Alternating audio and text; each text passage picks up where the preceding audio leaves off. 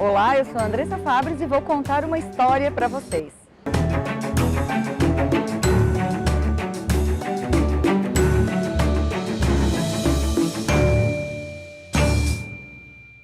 A história de hoje é uma história de mudança de vida, de uma pessoa que deixou o comércio para transformar praças como essa em palco.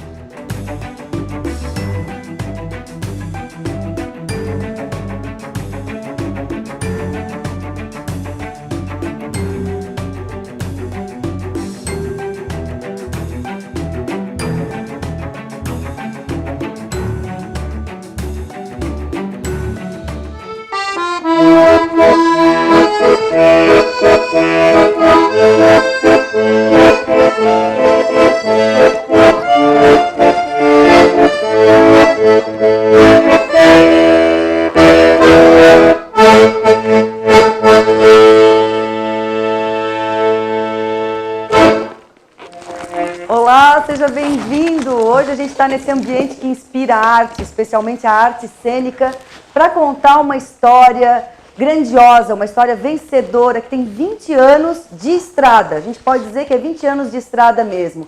Uma história recheada de bom humor, de persistência, porque hoje a gente vai contar a história do Cirquinho do Revirado, com a entrevista com o nosso convidado, Reveraldo Joaquim. Reve!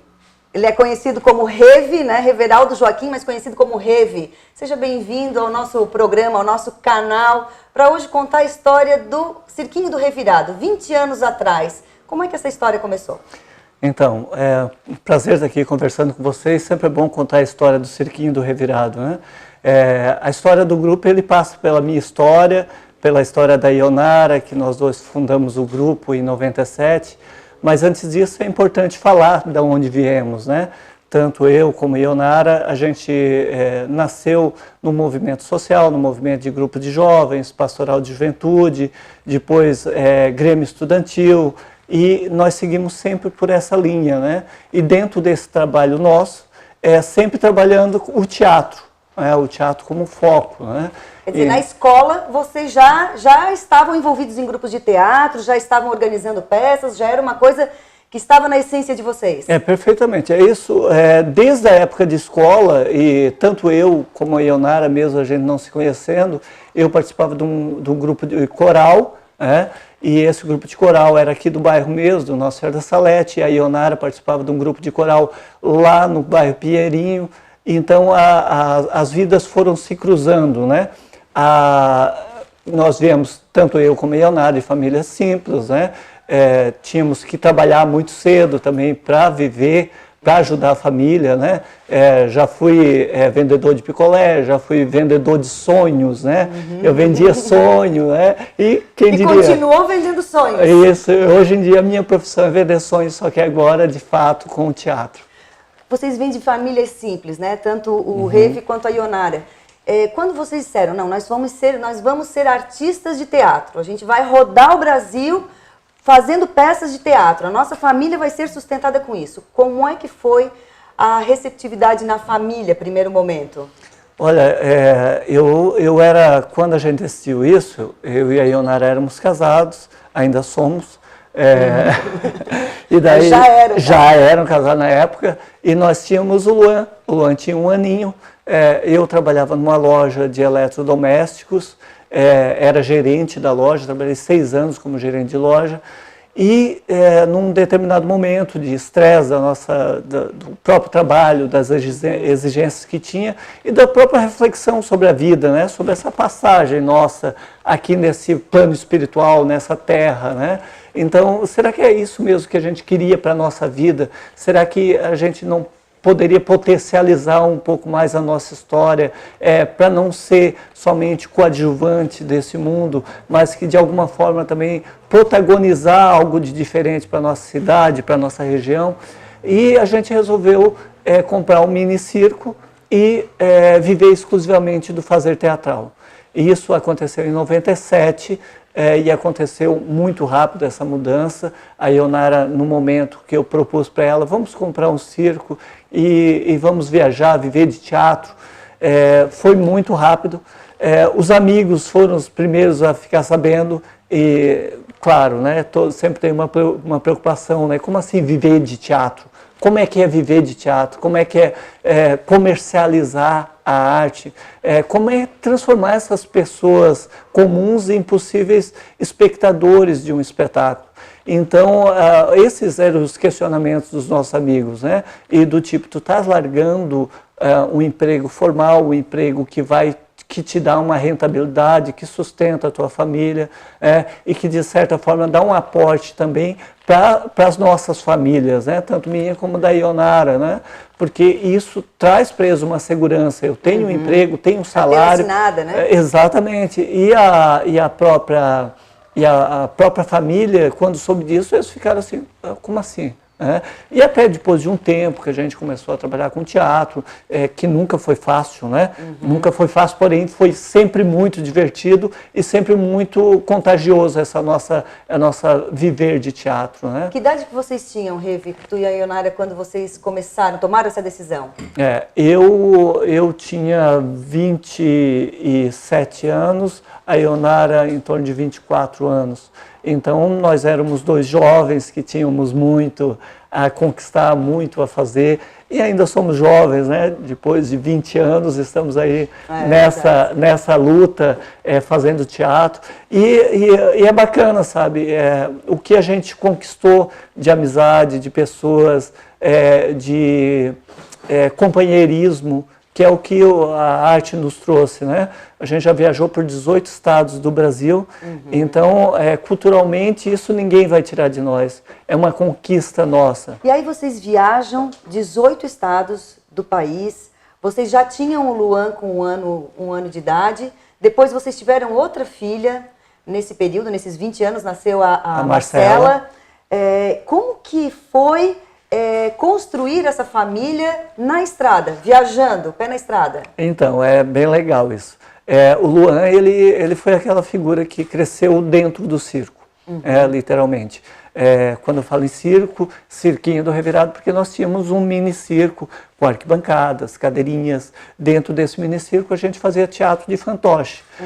O Luan, ele nessa época tinha um ano e meio, e a gente ia apresentar os espetáculos dentro do circo. A gente botava um colchãozinho, enquanto a gente ficava manipulando os bonecos, ele ficava atrás da empanada ali com a gente, e ele curtindo aquilo ali. Para ele era uma diversão. Eram os pais que estavam fazendo aquele teatro de boneco, então o lúdico era muito importante, né? Então ele era fruto desse lúdico que nós estávamos propondo para ele, né? Era uma transformação também, e isso é muito legal, né? Ele, enquanto indivíduo, enquanto ser humano, está sendo criado nesse ambiente artístico, onde as pessoas estavam indo ao circo, onde os pais deles eram protagonistas dessa nova experiência, né? Então o Luan, ele sempre foi esse parceiro. Quando a gente tinha que viajar, ele ia junto, né? Claro que daí partiu para uma outra etapa em que ele tinha que estudar, então daí já entra os avós, né, para ficar com eles. A Marcela já surge para nós quando o grupo já tem 10 anos de atividade. Nessa época que a Marcela nasceu, né, o grupo com 10 anos, ele já estava consolidado? Em que momento que vocês tiveram certeza de que vocês poderiam viver só da arte? Então, a partir do momento que a gente comprou o cirquinho, já foi o momento que a gente disse, de agora em diante, a gente vai viver só da arte. Isso em 97, quando eu pedi as contas das ONGs, nós não tínhamos outra fonte de renda a não ser o teatro. Vocês se arrependeram em algum momento, né? Vocês tomaram aquela decisão, aí passaram a viver de teatro. Em algum momento vocês se arrependeram? Não, acho que a gente vai ter que voltar atrás. Olha, sempre em todas as inovações, em todas as propostas que a gente diz, vamos mudar de fato agora, vamos construir algo diferente, sempre a gente titubia, né? E nós estamos falando de uma estrutura familiar. Nós estamos falando de uns loucos que resolveram trabalhar com circo sem ter experiência de famílias circenses, né? Porque geralmente as famílias circenses vêm de pais, avós, gerações e gerações. Nós não, nós estamos começando um legado que talvez também não se perpetue. Os nossos filhos não são obrigados a continuar aquilo que a gente começou, né? O Cirquinho do Revirado é um grupo de teatro e talvez um dia ele deixe de ser um grupo de teatro. No momento, a gente não pretende fazer outra coisa a não ser viver do teatro. No início a gente sempre teve mais dificuldades, vamos dizer assim, porque não existia um manual de como viver de teatro, de como a gente poderia chegar numa escola e oferecer o nosso teatro, dizer, olha, a gente tem um espetáculo de teatro, a gente vem até a escola de vocês, o espetáculo fala de tais assuntos, tais, e é um espetáculo que a gente já circulou por tal lugar, isso tem um custo que a gente pode fazer a R$1, R$2 por criança, na época a gente fazia, e tinha lugares que fazia 50 centavos, comunidades carentes, tinha gente que não pagava, mas a gente queria estar apresentando o nosso trabalho, né? E, claro, a partir daí apareceu algumas oportunidades também, alguns nichos que a gente foi entendendo, né, de construção do viver teatral. Então a gente fez com que algumas empresas, que algumas instituições entendessem a necessidade do teatro, né? Então, ser percussor disso na nossa região é muito sério, sabe? Porque antes da gente não tinha ninguém em Criciúma que tivesse uma proposta de viver exclusivamente do fazer teatral. E nós não, a gente disse, não, nós vamos viver do fazer teatral. A gente tem que fazer com que as pessoas entendam que é importante consumir cultura. Consumir não na visão somente comercial, mas que a cultura, para mim, vai me trazer a oportunidade de ver o mundo de formas diferentes, né? Porque o mundo, como ela, é muito cruel. Então, vamos, através da arte, transformar esse mundo que nos chega com peso em algo mais poético, né? Então, existe solução para o ser humano, né? E a revolução que a gente acredita é através da arte, é através da cultura.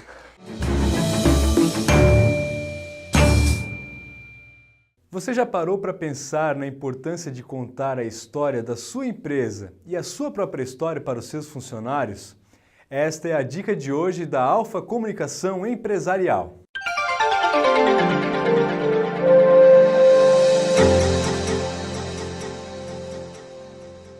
Quando você conta e reconta a história do seu negócio, como ele foi construído e os desafios que enfrentou, está reforçando os seus valores, o seu jeito de trabalhar e o que é importante para a sua empresa.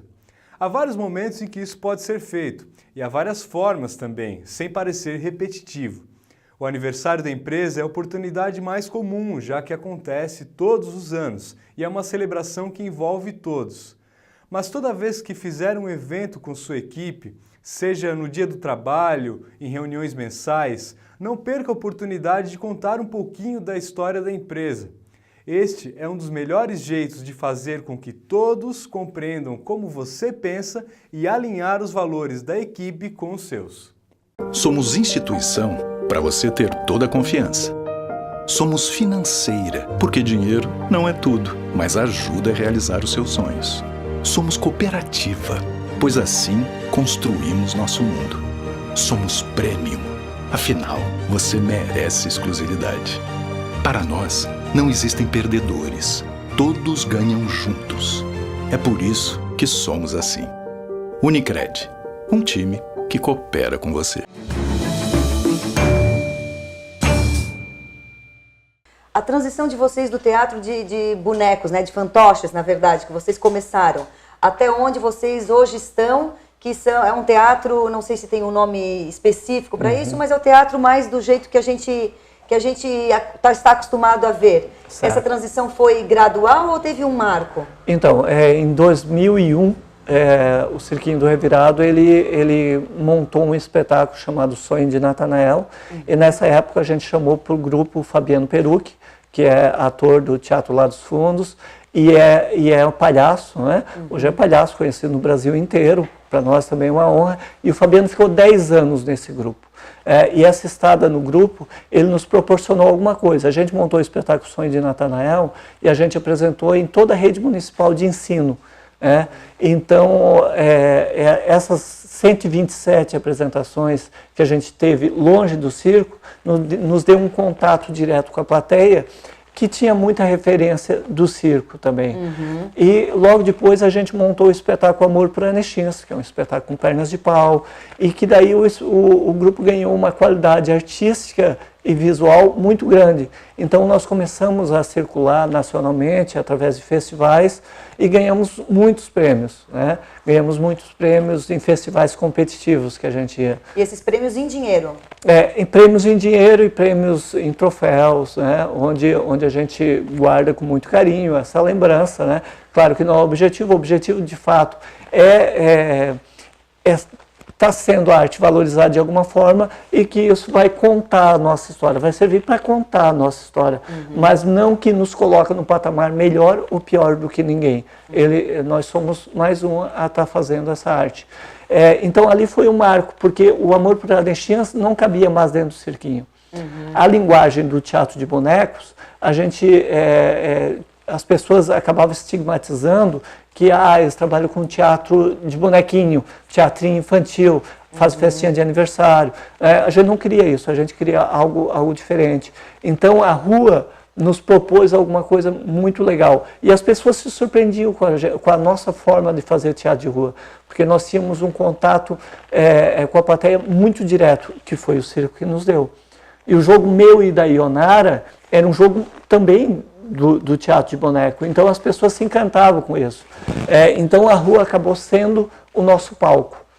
Então deixamos o circo, porém fomos para a rua e a rua acabou continuando sendo o nosso picadeiro.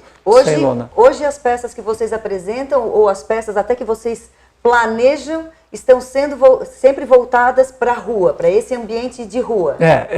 A nossa ideia sempre foi popularizar o teatro. A gente acredita, e um monte de gente acredita, não é só nós, não é exclusividade nossa, que essa arte, a arte de rua, ela chega, não é mais fácil, mas ela chega mais humana. Certo? Eu não preciso estar vestido a caráter para ir num espaço convencional, um espaço burguês, que é um espaço convencional, e que me obriga a botar uma roupa bonita, ir lá no teatro, assistir o teatro, depois do teatro sair para jantar. Não, peraí, o público que a gente quer atingir também não é esse público. A gente quer atingir aquele senhor que está lá na praça e que não queria estar assistindo uma peça e que de repente a peça tocou a alma dele, né? A gente tem alguns relatos de pessoas que vêm assim para nós, principalmente pessoas de maior idade, e diz: isso é teatro? É teatro. Eles dizem: então eu gosto de teatro. Então assim, eu não tinha acesso a isso. Então proporcionar às pessoas, aos passantes que estão na rua, às pessoas que estão na loucura do dia a dia, parar e ver um pessoal fazendo teatro, isso é muito legal. Peraí, mas como é que eles estão vivendo? Como é que vai viver de teatro de rua? Exato, porque ninguém paga ingresso.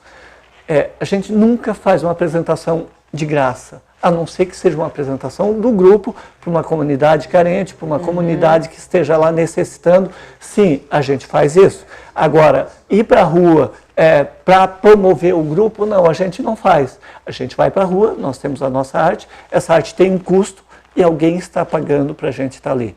Se não é a plateia que está pagando através do chapéu que a gente passa no final, é um patrocinador que está patrocinando para a gente estar ali apresentando os espetáculos do cirquinho.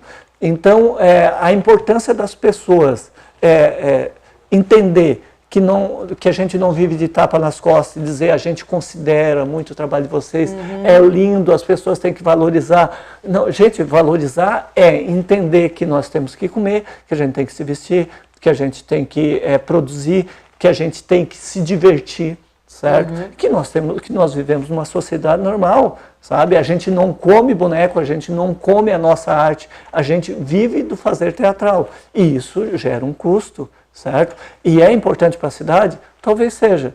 Mas talvez se o grupo acabar hoje, o que vai ficar do grupo? A história que a gente fez? Aposto que não vai ter nenhum movimento de pessoas protestando aqui na frente de casa, dizendo: por favor, voltem, ou ir na frente da prefeitura, olha como é que eles acabaram, sabe? É uma escolha nossa. Essa é a opção nossa. Para a gente encerrar essa parte da entrevista, Revi, eu queria que tu fizesse uma comparação entre quando vocês começaram, qual era o cenário da arte, da cultura, do teatro, e agora 20 anos depois, há mais sensibilidade em torno disso, das pessoas, do público, dos patrocinadores? Há mais incentivo nessa área? A gente começou numa época de 97 até 2001, a gente peleou bastante, nós fizemos todo esse processo sem nenhum tipo de leis de incentivo, então em nenhum momento a gente ganhou algum edital, trabalhamos sempre com patrocinadores que contratavam a gente para fazer eventos. Existia sim pessoas que apoiavam dessa forma, porém em 2001 houve uma mudança grande, através do próprio governo federal, em que abriu alguns canais, que foi bem interessante para quem produz cultura. Então a gente teve um diálogo maior através de leis de incentivo. Então nós tivemos uma boa parte, muitos grupos surgiram no Brasil, muitos editais de circulação surgiram no Brasil. A gente conseguiu, não através de Lei Rouanet, que a gente nunca ganhou Lei Rouanet, mas através de editais públicos sérios de cultura, a gente conseguia concorrer com grupos do Brasil inteiro e conseguimos ganhar alguns editais onde o grupo conseguiu circular por muitos lugares do Brasil, pago através de recursos federais, e isso foi muito legal.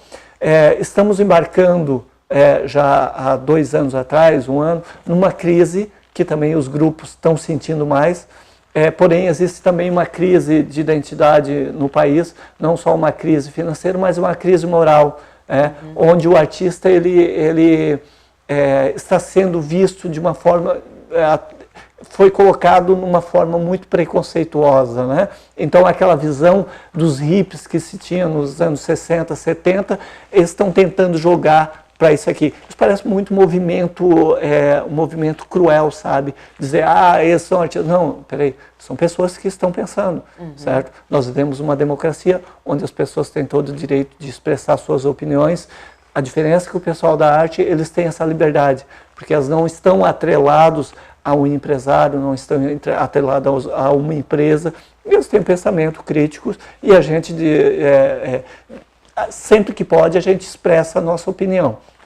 Nós estamos vivendo nos últimos 2 anos uma crise muito grande no fazer teatral, onde estamos sendo, sim, de certa forma, talhados do nosso fazer teatral. Existe muito preconceito com a arte que a gente faz, porque, mais uma vez, nunca ganhamos Lei Rouanet, mas para um bando de ignorantes, o artista vive de Lei Rouanet. Não, quem vive de Lei Rouanet são grandes empresas, grandes empresários, grandes produtores.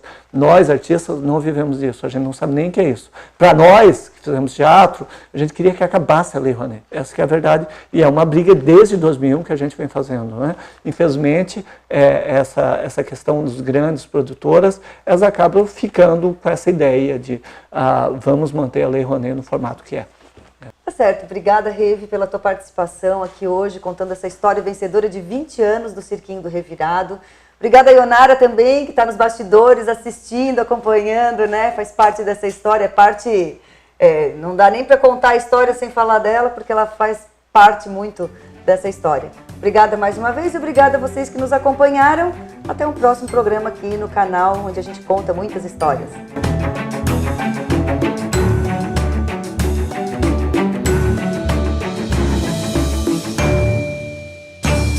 Somos instituição para você ter toda a confiança. Somos financeira, porque dinheiro não é tudo, mas ajuda a realizar os seus sonhos. Somos cooperativa, pois assim construímos nosso mundo. Somos premium, afinal, você merece exclusividade. Para nós, não existem perdedores, todos ganham juntos. É por isso que somos assim. Unicred, um time que coopera com você.